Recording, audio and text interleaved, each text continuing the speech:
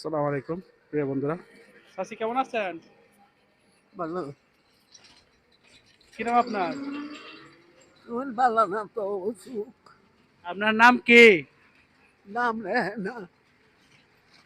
হ্যাঁ? রেহেনা। রেহেনা। বাড়ি কোন ন? বাড়ি ওই কাটালি। কাটাখালী। আহ, আপনার স্বামী আছে? স্বামী নাই। ছেলে মেয়ে? ছেলে মেয়ে এক মেয়ে আছে বিয়ে দেখছি। তখন চলেন কিভাবে? এই মেয়ে তাই আমাকে এত দিই।